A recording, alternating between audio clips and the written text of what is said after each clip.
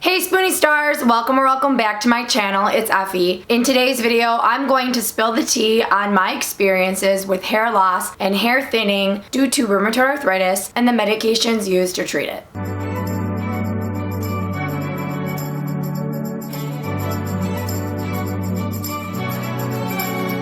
I'm going to share some products that I love along with natural hair growth and strengthening methods that I've used that have helped my hair and my hands tremendously lately. But first, I want to ask your thoughts on what you think is more arthritis friendly, long hair or short hair. If you haven't already, make sure to hit that subscribe button to join the rest of the Spoonie Star tribe and the bell to be notified every single time I post a new video. So at the end of May, I finally got my hair cut after a year and a half. I don't know if anyone was also in the same boat as me, where you avoided the salon at all costs during the pandemic. I decided to go get my hair cut after I was vaccinated because I felt that was the safest choice for me. And I know that it may sound trivial to even bring this up and complain about it, given the things that are happening in the world as of late. But my hair was getting so uncontrollable, ratty, and untamable. Any product I put in it, it didn't work. Living with rheumatoid arthritis and having the condition impact my hands to the degree that it has, it was really hard to even wash it and comb it through. I appreciated that my salon was able to offer a private experience for those who didn't feel quite ready to go into the salon and be surrounded by people. I opted to get my hair cut after I was vaccinated just because I felt that was the safest thing for me to do. When it was my turn to go, I went with another family member. We were the only ones in their room. It was my turn to go wash my hair. She used some new products, which I feel hairstylists always like to do, which isn't a bad thing because I learned quite a bit. Immediately when she was combing through my hair and looking at it, she can tell that I had a lot of breakage and thinning. One thing that many people in the arthritis community report is that they notice their hair thins and they get hair loss a lot once they start on rheumatoid arthritis medications or any other medication used to treat many autoimmune diseases. I noticed though before my diagnosis with RA that my hair was thinning. And I wish I have a picture to go back over 15 years ago to show you guys when I was in high school that at one point my hair did look a little thin. Eventually I found out with the help of a functional medicine doctor that I was deficient in several essential minerals. Also, I had low iron stores. My hemoglobin was relatively normal, but the ferritin and my platelets were all in the normal range, but on the lower end. And I've struggled with that on and off throughout the years. So it was really nice to have this salon experience and get pampered after a really bad year. Over time, a lot of hairstylists that I've seen have told me that breakage on this side can be for many reasons. The way I wear my purse on my shoulder, which I stopped doing that, or a crossbody bag, and cotton pillowcases, which they recommended satin ones. I ended up getting this swag box, and it so happened that there were these silk pillowcases which I've yet to try. They are from a company called CambridgeProper.com. It's cool satin pillow sheets for your hair and skin specifically. I'll let you guys know in my Instagram stories how these were, so if you're not following me on there, make sure to go do that and you'll get the update of what I think about these. Another thing is the way that I wear my hair. So I have a widow's peak. Naturally, that's just how my hair grew in when I was a baby. I typically wear most of my hair on this side. It falls on the left. That's pretty much all they told me because a lot of the thinning isn't on this side, which is where a lot of my hair is. I don't know if anyone else out there has experienced this problem as well. Also, a lot of people do report who take medications for rheumatoid arthritis that they have hair thinning and hair loss after starting certain medications. And it's not only for rheumatoid arthritis because there's so many other autoimmune diseases too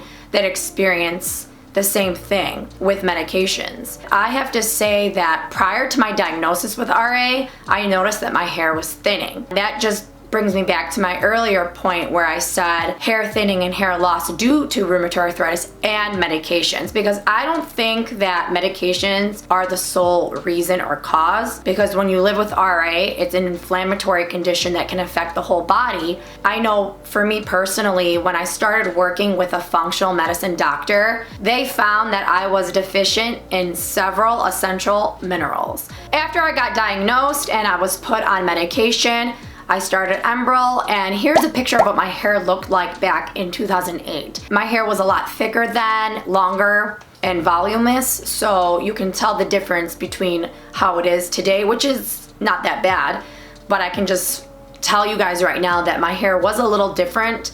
I noticed several years later on Enbrel that my hair started getting thin again. So at this point in this picture here, I was about 3 to 4 years into taking Enbrel.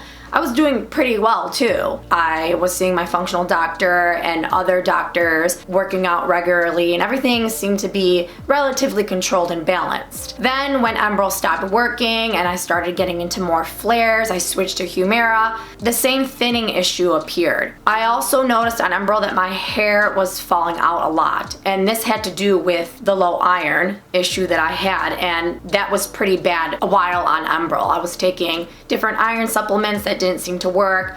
I took a natural herbal one that seemed to work, and now after so many years I found what works for me, and that is Optiferin C by Pure Encapsulations. I'm not a medical professional, I'm just sharing what has worked, so maybe if you guys are having a similar issue, you can bring this up to your own medical doctors and see if it would be something that works for you. I make sure to take biotin. I take one by Claire Labs. This has been the one to not give me any stomach upset and has really worked well in strengthening my hair. And I also make sure to take my B complex vitamins, my B12, my folate. If that is low, you will experience thinning hair. Now on to the third most pesky problem that I've dealt with to date, and that is frizziness. Many of you who watch my videos probably have seen my hair pretty wild. That's due to the fact that humidity and methotrexate do not mix well together. I've dealt with really bad frizziness ever since I got on methotrexate. That's not to say that I've never have before getting on this medication, because I have, just not to this extreme. And you can see even before I got my hair cut here in my mask, how frizzy my hair was. After I got my hair cut, the frizziness tamed a little bit and it calmed down. The weird thing is the two products that I was using to tame frizz were not really working anymore. If you've seen my older videos, you can probably tell that my hair was struggling quite a bit. But I still recorded videos because I don't care. I have been using Giovanni Frizz Serum and Living Proof, which smells delicious, by the way. They also have an amazing dry shampoo that I'm going to talk about later in this video. I eventually came across moringa oil. I used it today. I don't know if you guys can tell, but it's really shiny and smooth, and my frizziness has really improved. This is just straight moringa oil, compared to two products that have a bunch of other pro-vitamin B and some chemicals. And I just have to show you guys this real quick if it comes into focus. And it's by a brand called Pure Vita. They also have powder for your smoothies or any other food that you want to make with it, and capsules. And this is what it looks like. And it just comes in a little pump. I'm not a fan of the pump just because it leaks all over the place. You have to wipe it down afterwards. You guys, this is amazing. Another natural method I've used to bring more shine and volume and body into my hair is Bragg's apple cider vinegar. There's a lot of apple cider vinegar rinses out there, and I've used one of them. I didn't really like it because it was mixed with a bunch of other essential oils and chemicals, and it made my hair and scalp more irritated. If you can, use the real thing and it will be worth it. Mix it with a little bit of water, half and half. I typically put it on my hair after shampooing. I tried something new. I've talked about this with some people in the community who have tried it as well. A lot of you haven't, and that's why I wanted to bring it up today, and that is rice water. There are hundreds of rice water tutorials on YouTube. I've watched several. I came across this one that I felt explained it the best. The hairstylist also decided to cut my hair in the way of my natural curl.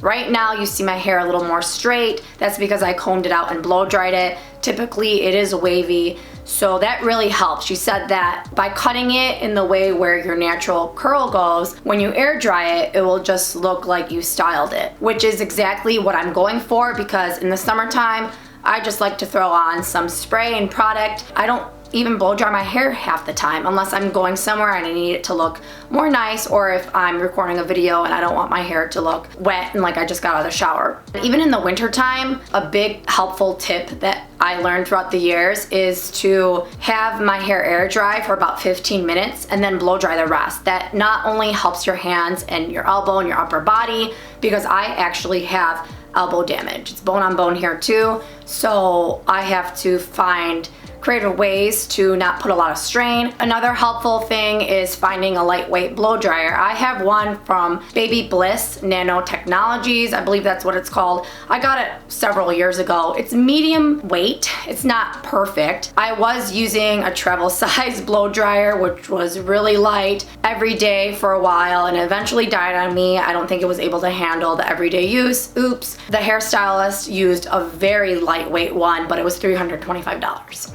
If there's anyone out there who has found the perfect lightweight blow dryer, comment below. I don't really like the blow dryers that have a comb attached to it, just because I feel that would pull out my hair. I used to use one of those boar bristle brushes 10 years ago, and I felt that was taking out a lot of my hair too. So I use a wide tooth comb a lot of the times, and that seems to work pretty well for me.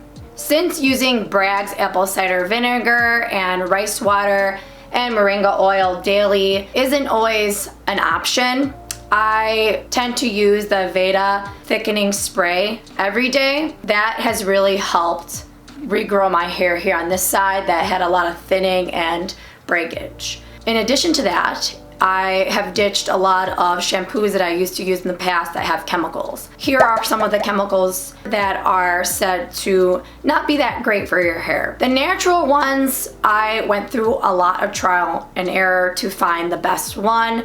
Not all of them smell nice, and not all of them work well. I found that a Cure clarifying shampoo really works, along with the Andalou brand.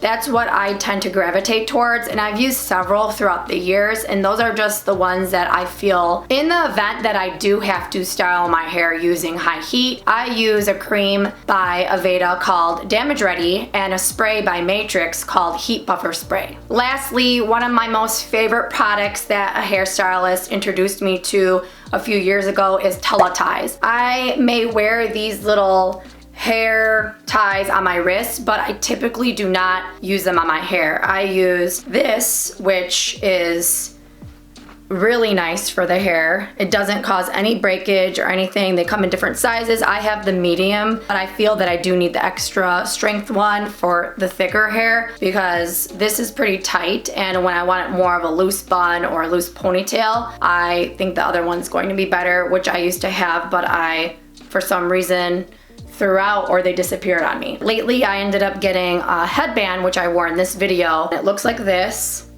With headbands, I always used to wear them, but the one annoying thing is the pain behind the ears after several hours. This does not happen with this product. It stays in place. Now for the long-held debate. What is better, long hair or short hair? For a while, long hair was winning in the polls over on Instagram, and then short hair took away the crown. I like both, but for short hair, it has to be, for me, collarbone and lower. If it's above my collarbone, it does not look good anymore. In 3rd grade, I was able to get away with cutting it all the way up to my chin, a really cute bob, but for some reason during those years my hair was stick straight. I had not gotten my waves until middle school, but as a toddler I did have waves. So my hair has changed quite a bit throughout the years, on and off, from wavy to stick straight. I don't know, it doesn't want to make up its mind. Long hair, I feel that it's easier to manage because you have less work to do. I can throw it up in a bun or a clip in a ponytail much easier. I can let it dry in the summertime, put some curling product or wave product in it, let it, run wild. For short hair, I just feel there's a lot of work involved if you want to make it look nice. Right now, I just cut it right below my collarbone, and that seems to work for me. So what do you guys think? Has short hair or long hair work for you. The only downside with long hair I would have to add is the washing part. I know a lot of people with super long hair and they say, oh, that's not a big deal. You only really need to wash your scalp, and everything else you can just wash a little bit here on the ends and it's fine. And their hair looks beautiful. A lot of the times people don't even wash their hair 3 times a week. They do it once or twice a week and use dry shampoo in the middle. I don't always like to use the dry shampoo because if my hair feels dirty, I feel like dirty. I don't have a good day. So I know that's something I'm working towards, but when I do not wash my hair for 3 days, my hair looks even better and better and better. So that's all I really have for this video. I hope what I shared was a little helpful and insightful, informative. Before we go, I want to announce the Spoonie Star of the Week. Here they are. Thank you so much for your love and your support. And if you want to be my next shout out in my next video, all you need to do is stay active over here on my YouTube. I pick someone from the comments, or over on my Instagram, I choose someone who shows some love on my photos, as you see here. All right, guys, until next time, bye.